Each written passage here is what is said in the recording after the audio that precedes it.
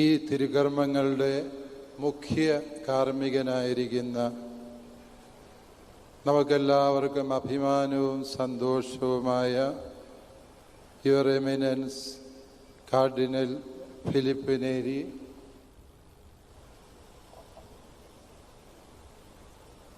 നമ്മുടെ ഇന്ത്യയിലെ വത്തിക്കാൻ സ്ഥാനപതി archbishop Leopoldo Girelli, Syro Malabar സഭയുടെ പിതാവും തലവനുമായ major archbishop Mar Raphael Thattil പിതാവേ, CBCIയുടെ അധ്യക്ഷനായ തൃശൂർ അതിരൂപതാധ്യക്ഷൻ കൂടിയായ അഭിവന്യ ആൻഡ്രൂസ് താഴ്ത്ത് പിതാവേ, സഹകാർമ്മികരായിരിക്കുന്ന പ്രിയപ്പെട്ട പിതാക്കന്മാരെ, ആദരണീയരായ വൈദികരെ, പ്രിയ എന്നതിൽ എനിക്ക് വളരെ അഭിമാനവും സന്തോഷവുമുണ്ട്. ഉന്നത ശീർഷരായ അനേകം പിതാക്കന്മാർ ഈ വേദിയിലായിരിക്കവേ ഈ ഒരു നിയോഗം എൻ്റെ മേൽ വന്ന് ഭവിക്കാനുള്ള കാരണം നിയുക്ത പിതാവ് ആന്റണി കാട്ടിപ്പറമ്പിൽ പിതാവിന് എന്നോടുള്ള വ്യക്തിപരമായ സ്നേഹവും ഞങ്ങൾ സെമിനാരിയിൽ സതീർത്ഥ്യരായിരുന്നു എന്നുള്ള വസ്തുതയുമാണ്. കൊച്ചി രൂപതയുടെ 36ാമത്തെ പിതാവ് എന്ന് പറയുമ്പോൾ നമുക്കറിയാം, വളരെ സുദീർഘമായ ഒരു ശ്ലൈഹിക പാരമ്പര്യത്തിൻ്റെ സമകാലിക അവകാശിയായിട്ടാണ് ഞങ്ങളുടെ പ്രിയ സ്നേഹിതൻ ആന്റണി കാട്ടിപ്പറമ്പിൽ നിയോഗിക്കപ്പെടുന്നത് എന്ന സത്യം ഞങ്ങൾ ഓർക്കുന്നു. 1557 സ്ഥാപിതമായ ഈ രൂപത പോൾ 4-ാമൻ മാർപ്പാപ്പായുടെ അനുഗ്രഹാശീർവാദത്തോടെ ആരംഭിച്ചു എന്ന് ചരിത്ര ഗ്രന്ഥങ്ങളിൽ നിന്ന് നമുക്ക് മനസ്സിലാക്കാൻ സാധിക്കും. 1329 ആരംഭിച്ചെങ്കിലും പിന്നീട് അത് യാഥാർത്ഥ്യവൽക്കരിക്കപ്പെടാതെ പോയ കൊല്ലം രൂപതയെ ഈ അവസരത്തിൽ നമുക്ക് ഓർമ്മിക്കേണ്ടതുണ്ട്. ഇന്ത്യയിലെ 2ാമത്തെ രൂപത എന്നാണ് കൊച്ചി രൂപത അറിയപ്പെടുക. കാരണം ഗോവ രൂപതയായിരുന്നു ആദ്യത്തേത് എന്ന് തിരിച്ചറിയുമ്പോൾ ഇവിടെ ഗോവയുടെ മെത്രാപ്പോലീത്ത, കിഴക്കിൻ്റെ പാത്രിയാർക്കീസ് എന്നറിയപ്പെടുന്ന ഗോവ മെത്രാപ്പോലീത്ത വന്ന് ഈ തിരുക്കർമ്മം നടത്തുന്നത് ഏറെ അർത്ഥപൂർണമായ കാര്യമാണ്. കൊച്ചി രൂപത ഇവിടെ ആമുഖത്തിൽ സൂചിപ്പിച്ചതുപോലെ കേവലം കൊച്ചിയുടെ ചുറ്റുവട്ടങ്ങളിൽ ഒതുങ്ങുന്ന രൂപതയായിരുന്നില്ല എന്നും, ഈ രാജ്യം മുഴുവനുമല്ല, ബർമ്മയും സിലോണും ഉൾപ്പെടുന്ന ഏഷ്യയുടെ വലിയൊരു ഭാഗം വാസ്തവത്തിൽ ഈ രൂപതയുടെ ഭരണപരിധിയിലുണ്ടായിരുന്നു എന്ന് തിരിച്ചറിയുമ്പോൾ കൊച്ചി രൂപതയുടെ പ്രാധാന്യവും മഹത്വവും നമുക്ക് മനസ്സിലാക്കാൻ സാധിക്കും. 1572 മുതൽ ഏതാനും വർഷക്കാലം ഗോവയുടെ മെത്രാപ്പോലീത്ത സ്ഥാനം ഒഴിഞ്ഞുകിടന്നപ്പോൾ കൊച്ചിയിലെ മെത്രാനായിരുന്നു ഗോവയുടെ മെത്രാപ്പോലീത്ത സ്ഥാനം കൈയാളിയിരുന്നത് എന്ന് ചരിത്ര ഗ്രന്ഥത്തിൽ ഞാൻ വായിക്കുകയുണ്ടായി. ഗോവയിലെ മെത്രാൻ സ്ഥാനം ഒഴിഞ്ഞുകിടപ്പില്ല എന്ന് വെളിപ്പെടുത്താൻ വേണ്ടിയാണ് ഫിലിപ്പ് നേരി പിതാവ് ഇവിടെ വന്നത് എന്ന സത്യം ഞാൻ ഓർക്കുന്നു.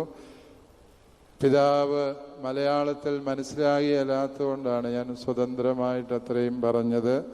പ്രിയപ്പെട്ട ആന്റണി പിതാവ് വലിയ ഒരു ലെഗസിയുടെ പിന്തുടർച്ചക്കാരനാണ് എന്ന് വെളിപ്പെടുത്താൻ വേണ്ടിയാണ് ഞാൻ ഇത്രയും പറഞ്ഞത്.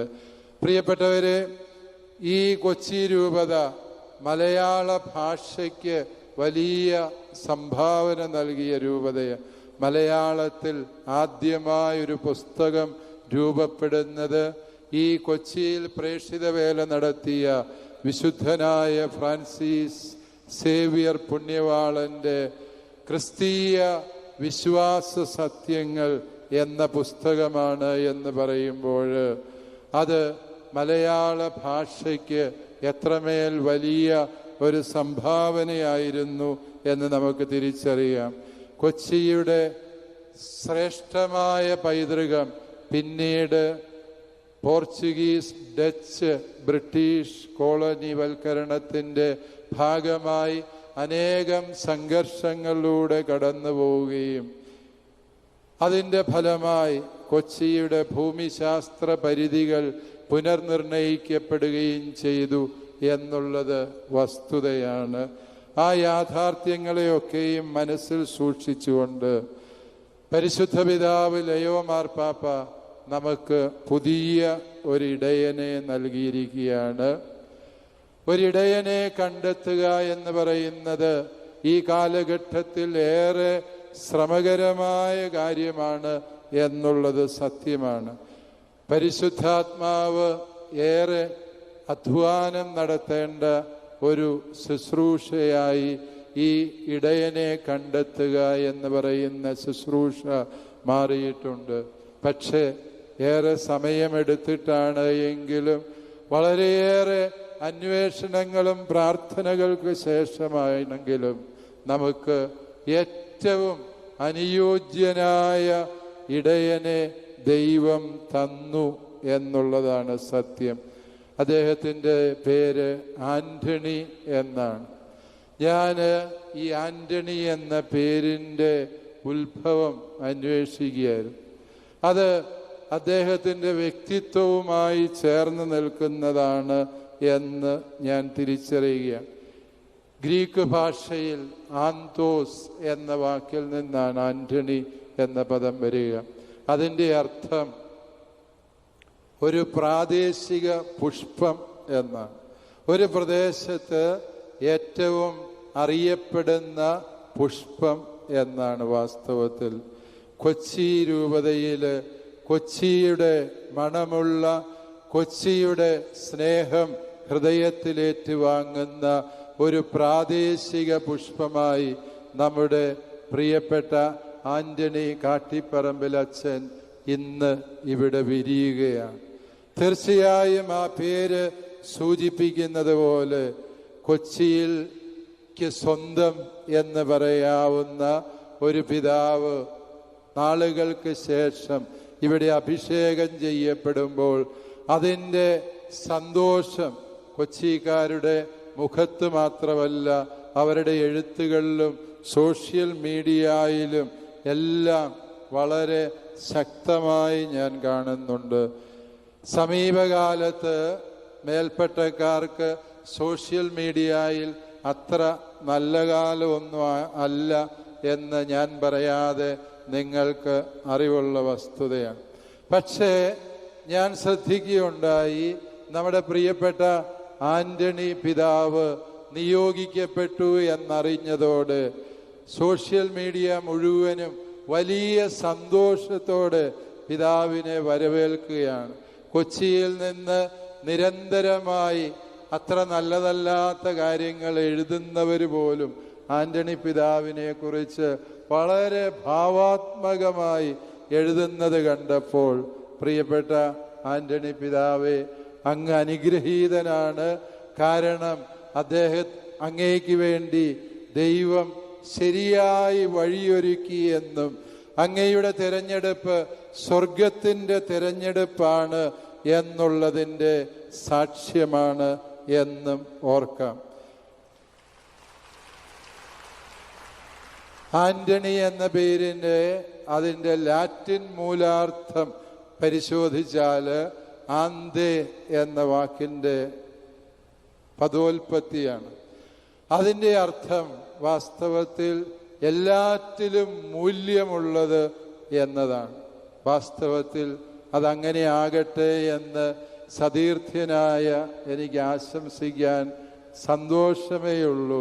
കൊച്ചിയുടെ ഏറ്റവും മൂല്യമുള്ള പിതാവായി ദൈവം അങ്ങയെ മാറ്റട്ടെ എന്ന് പറയുമ്പോൾ എൻ്റെ ഗുരുനാഥൻ കൂടിയായ കരിയിൽ പിതാവ് സന്തോഷിക്കും എന്ന് ഞാൻ വിചാരിക്കുകയാണ്.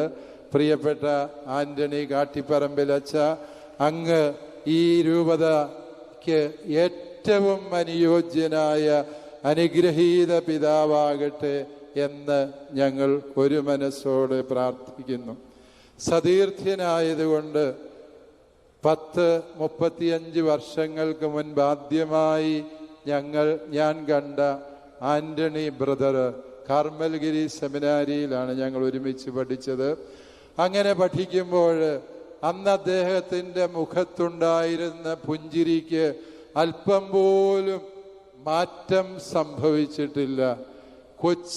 പഴയ കൊച്ചിയല്ലായിരിക്കാം, പക്ഷേ ഞങ്ങളുടെ പ്രിയപ്പെട്ട ആന്റണി അതേ ആന്റണിയാണ് എന്ന് പറയുന്നതിൻ്റെ സന്തോഷവും ചാരിതാർത്ഥ്യവും ഞങ്ങൾക്കെല്ലാവർക്കും ഉണ്ട്. കാരണം സെമിനാരിയിൽ അദ്ദേഹം അസാധാരണ വൈഭവമുള്ള ഒരു സെമിനാരിക്കാരനായിരുന്നു. വളരെ അനുഗ്രഹീതനായ ഒരു ഗായകനായിരുന്നു. ഈ കൊച്ചിയിൽ നിന്ന് തന്നെയുള്ള ലൂക്കച്ചനായിരുന്നു മറ്റൊരു ഗായകൻ. ഇവിടെ നമ്മുടെ പ്രിയപ്പെട്ട ആന്റണി അച്ഛൻ മറ്റൊരു അനുഗ്രഹീത ഗായകനായിരുന്നു. ഞങ്ങളുടെ ബാച്ചിലെ മറ്റൊരു ഗായകൻ ഇപ്പോൾ മെത്രാൻ പട്ടം സ്വീകരിച്ച് വിജയപുരത്തിൻ്റെ സഹായ മെത്രാനായ ജസ്റ്റിൻ പിതാവാണ്. ഇന്ന് പലരും പറയുകയുണ്ടായി, നിങ്ങളുടെ ബാച്ചിൽ നിന്ന് ഇത്രയും പിതാക്കന്മാർ ഉണ്ടായത് എങ്ങനെയാണ് എന്ന്. നല്ലവരെല്ലാം ഒരു ബാച്ചിലായത് ഞങ്ങളുടെ കുറ്റമല്ല എന്ന് ഞാൻ അവരോട് പറയുകയുണ്ടായി. ഏതാണെങ്കിലും പ്രിയപ്പെട്ട ആന്റണി പിതാവിനെ മനസ്സിലാക്കാൻ ശ്രമിക്കുമ്പോൾ ഞങ്ങൾക്ക് വലിയ സങ്കടമായിരുന്നു.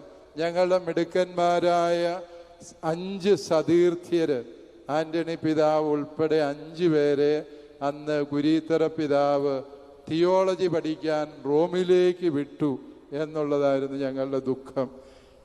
പിന്നീട് അവരെ ഞങ്ങൾ വൈദികരായ പരിശീലന കാലത്ത് കാണാൻ ഭാഗ്യം ലഭിച്ചില്ല എന്നുള്ളതാണ് സത്യം. അവർ റോമിൽ പോയി ഞങ്ങൾക്ക് മനസ്സിലാകാത്ത വലിയ കോളേജുകളിൽ പഠിക്കുന്നു എന്ന് ഞങ്ങൾ അവരുടെ എഴുത്തുകളിൽ നിന്ന് മനസ്സിലാക്കുമായിരുന്നു. നമ്മുടെ പ്രിയപ്പെട്ട ആന്റണി പിതാവ് വിശുദ്ധ ഗ്രന്ഥ വിജ്ഞാനീയത്തിലും കാനൻ നിയമത്തിലും ഉപരിപഠനം നടത്തിയ വ്യക്തിത്വമാണ്. അത് വളരെ വൈരുദ്ധ്യാത്മകമായ 2 പഠനശാഖകളാണ് എന്നെനിക്ക് പലപ്പോഴും തോന്നിയിട്ടുണ്ട്. വിശുദ്ധ ഗ്രന്ഥം കരുതലും കരുണയും സ്നേഹവും കൊണ്ട് നിറയുമ്പോൾ കാനൻ നിയമം വളരെ കർക്കശമായ നീതിബോധത്തിൻ്റെ നിലപാടുകളാണ് വെളിപ്പെടുത്തുന്നത്. നീതിയും സ്നേഹവും തമ്മിൽ കണ്ടുമുട്ടുക, അത് വളരെ അത്ഭുതാവഹമായൊരു കണ്ടുമുട്ടലാണ്. സങ്കീർത്തനത്തിൻ്റെ 85-ാം സങ്കീർത്തനത്തിൻ്റെ 11-ാം വചനം അങ്ങനെ ഒരു കണ്ടുമുട്ടലിനെ കുറിച്ച് പറയുന്നുണ്ട്. കാരുണ്യവും നീതിയും തമ്മിൽ ആശ്ലേഷിച്ചു, സ്നേഹവും സമാധാനവും തമ്മിൽ ചുംബിച്ചു. അപ്പോൾ എന്തുണ്ടായി എന്നുകൂടി പറയുന്നുണ്ട്. അപ്പോൾ സമാധാനവും ഐശ്വര്യവും ദേശത്ത് സംജാതമായി. പ്രിയപ്പെട്ട ആന്റണി പിതാവേ, അങ്ങയുടെ ഈ വിജ്ഞാന പരത, അത് വിശുദ്ധ ഗ്രന്ഥത്തിൻ്റെ കാരുണ്യവും കാനൻ നിയമത്തിൻ്റെ നീതിബോധവും ചേർന്നപ്പോൾ ഈ കൊച്ചിയിൽ ശരിക്കും ഐശ്വര്യവും സമാധാനവും കൈവരും എന്ന് ഞങ്ങൾ വിശ്വസിക്കുന്നു, ആശംസിക്കുന്നു. അതിനായി ഹൃദയപൂർവ്വം പ്രാർത്ഥിക്കുന്നു. സ്നേഹിക്കാൻ മാത്രമറിയാവുന്ന കാപട്യങ്ങളില്ലാത്ത മനുഷ്യനാണ് പ്രിയപ്പെട്ട ആന്റണി പിതാവ് എന്ന് സാക്ഷ്യപ്പെടുത്തുന്നതിൽ എനിക്ക് വളരെ സന്തോഷമേ ഉള്ളൂ. കാരണം അദ്ദേഹത്തിന് സ്നേഹിക്കാൻ മാത്രമേ അറിയത്തുള്ളൂ. ഒരു മെത്രാൻ എന്ന ഭരണകർത്താവിന് സ്നേഹം മാത്രം പോരാ, അത് അപകടകരമായി തീരും എന്ന് വിശുദ്ധ ആഗസ്തീനോസ് പുണ്യാളൻ പറയുന്നുണ്ട്. ഈശോയെക്കുറിച്ച് പറയുമ്പോൾ വിശുദ്ധ ആഗസ്തീനോസ് ഈശോയുടെ പാപം ഇങ്ങനെയാണ് പറയുന്നത്, പെക്കാത്തും തൂവും എസ്ത് അമോർ തൂസ് എന്ന് പറയും. കർത്താവെ, അങ്ങയുടെ ഏക കുറവ് എന്ന് പറയുന്നത് അങ്ങേക്ക് സ്നേഹിക്കാൻ മാത്രമേ അറിയത്തുള്ളൂ എന്നുള്ളതാണ്. പ്രിയപ്പെട്ട ആന്റണി പിതാവേ, അതൊരു കുറവല്ല. ആരെല്ലാം നമ്മളെ അധിക്ഷേപിച്ചാലും ഒറ്റപ്പെടുത്തിയാലും സ്നേഹത്തിൻ്റെ ദിവ്യമായ ഈ തിരുനാളത്തിനല്ലാതെ മറ്റൊന്നിനും ഈ ഇടയ ശുശ്രൂഷ അർത്ഥപൂർണമായി മുന്നോട്ട് കൊണ്ടുപോകാൻ പറ്റില്ല എന്ന് ദൈവം അങ്ങയെ പഠിപ്പിക്കും എന്നെനിക്ക് ഉറപ്പുണ്ട്. പ്രിയപ്പെട്ട പിതാവേ, അങ്ങ് എല്ലാവരോടും സ്നേഹത്തോടെ എല്ലാവരെയും സഹകരിപ്പിച്ച് മുന്നോട്ട് കൊണ്ടുപോകാൻ കഴിവുള്ള പിതാവാണ് എന്നെനിക്കറിയാം. ആന്റണി പിതാവ്, അദ്ദേഹത്തിൻ്റെ പുഞ്ചിരിക്കുന്ന മുഖം സ്വതവേ സുന്ദരമായ മുഖമാണ്. ഏതോ ഒരു ഇംഗ്ലീഷ് കവിതയിൽ ഞാൻ വായിച്ചിട്ടുണ്ട്, you become really handsome when you join your hands with someone.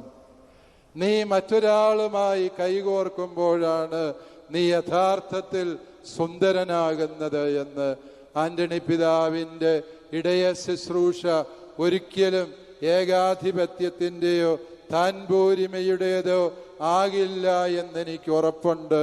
കാരണം അദ്ദേഹം എല്ലാവർക്കും വേണ്ടി എല്ലാവരോടും ആലോചിച്ച് എല്ലാവരുടെയും വികാരങ്ങളെ മാനിക്കാൻ കഴിവുള്ള പിതാവാണ് എന്ന് സതീർത്ഥ്യനായ എനിക്ക് സാക്ഷ്യപ്പെടുത്തുന്നതിൽ സന്തോഷമുണ്ട്.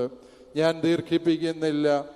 മെത്രാൻ സ്ഥാനം എന്ന് പറയുന്നത് ഈ ആടയാഭരണങ്ങളുടെ ആലഭാവങ്ങൾക്കപ്പുറത്ത് അതിൽ വലിയൊരു ത്യാഗമുണ്ട്, സഹനമുണ്ട് എന്ന സത്യം പ്രിയപ്പെട്ട ആന്റണി പിതാവെ അങ്ങേക്കറിയാം എന്നെനിക്ക് ഉറപ്പുണ്ട്. കാരണം മെത്രാന്റെ ഹൃദയം പിളർന്ന് മാത്രമേ ഒരു ദേശത്ത് സഭ ജനിക്കുകയുള്ളൂ എന്ന് സഭാപിതാക്കന്മാരുടെ ശക്തമായൊരു പ്രബോധനമുണ്ട്. യോഹന്നാന്റെ സുവിശേഷം 19:35 പടയാളികൾ ഒരുവൻ അവന്റെ തിരുവിലാവിൽ കുന്തം കൊണ്ട് കുത്തി, ഉടനെ അവിടെ നിന്ന് രക്തവും വെള്ളവും ഒഴുകി എന്ന വചനത്തെ വ്യാഖ്യാനിക്കുമ്പോൾ വിശുദ്ധ അഗസ്തീനോസ് പറയുന്ന സത്യം അതാണ്. ഒരു മെത്രാന്റെ ഹൃദയം പിളർന്നെങ്കിൽ മാത്രമേ, ആ മെത്രാന്റെ ചോരയും കണ്ണുനീരും വിയർപ്പും വീഴുമ്പോൾ മാത്രമേ ആ പ്രദേശത്തെ സഭ തഴച്ചു വളരുകയുള്ളൂ.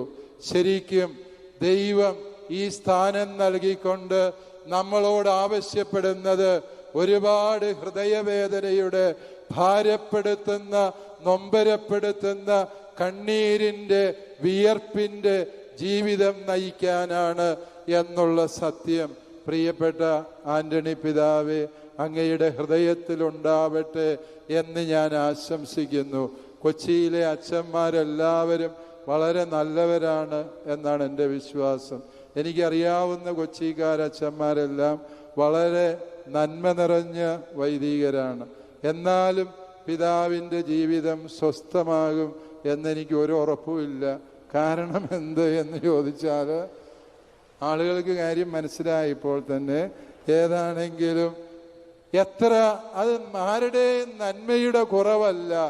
ദൈവം ഈ ശുശ്രൂഷയിൽ നമുക്കായി കരുതി വെച്ച സഹനത്തിൻ്റെ മുറിപ്പാടുകളെ അത് നാം വ്യക്തി ജീവിതത്തിൽ അറിഞ്ഞ് അനുഭവിച്ച് ആ കുരിശ് ചുമന്നേ പറ്റുകയുള്ളൂ എന്ന സത്യം ഓർക്കുക.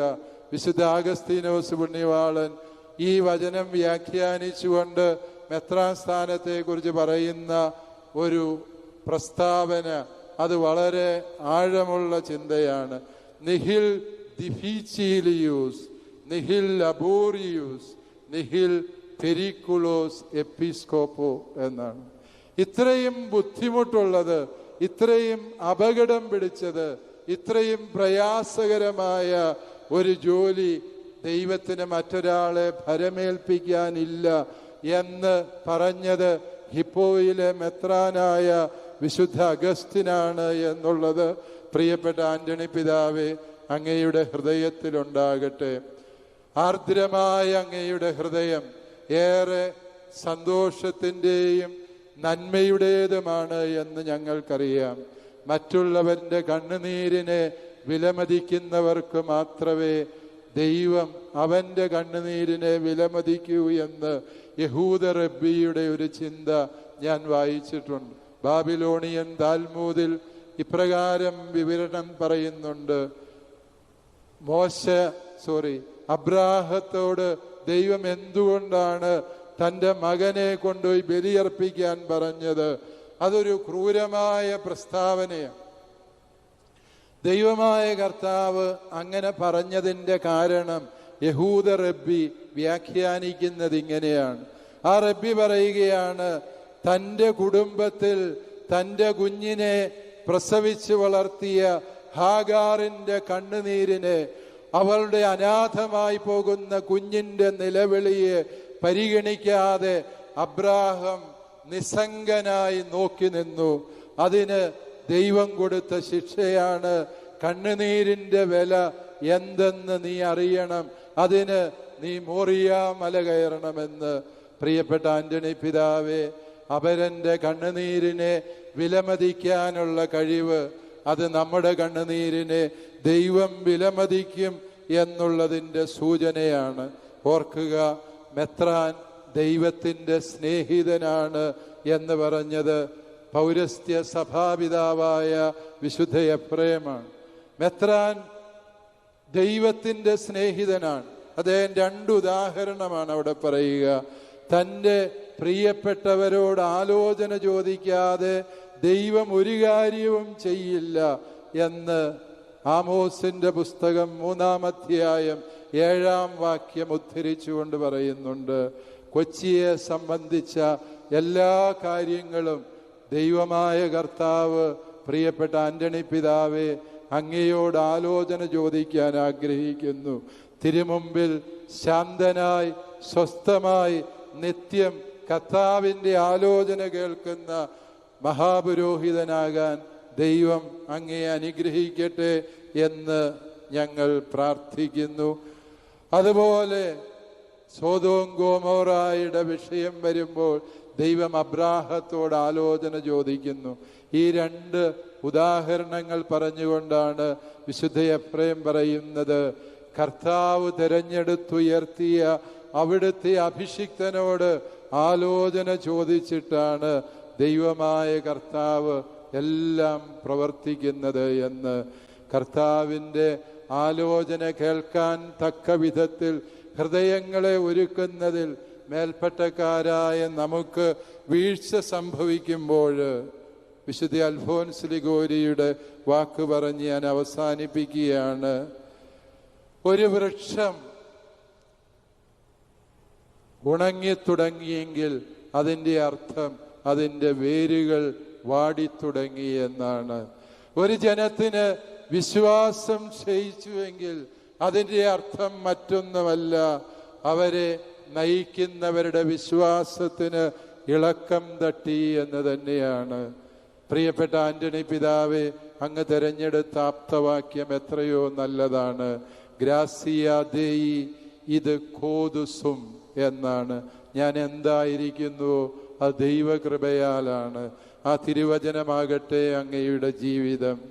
അമലേക്യരുമായുള്ള യുദ്ധത്തിൽ ജനത്തിന് വേണ്ടി വിജയത്തിനായി കൈവിരിച്ചു പിടിച്ചു നിന്ന് പ്രാർത്ഥിച്ച മോശ അങ്ങേക്ക് മാതൃകയാകട്ടെ.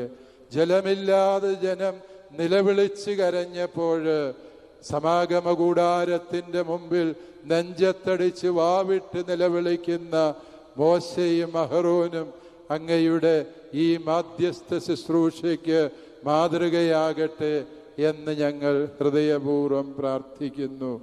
നമ്മൾ മാധ്യസ്ഥ്യത്തിൻ്റെ ശുശ്രൂഷയിൽ വിഘ്നം വരുത്തുമ്പോൾ നഷ്ടം നമ്മുടെ ജനത്തിനാണ് എന്ന തിരിച്ചറിവ് അങ്ങയുടെ ഈ ദൈവാശ്രയ ബോധത്തെ കൂടുതൽ ഉന്മേഷമുള്ളതാക്കട്ടെ എന്ന ആശംസയോടെ പ്രാർത്ഥനയോടെ ഇവിടെ ആയിരിക്കുന്ന എല്ലാവരുടെയും ഹൃദയ വിചാരങ്ങൾ ചേർത്ത് വെച്ചുകൊണ്ട് പ്രിയപ്പെട്ട ആന്റണി പിതാവേ, അങ്ങേക്ക് എല്ലാ നന്മകളും ദൈവാനുഗ്രഹങ്ങളും.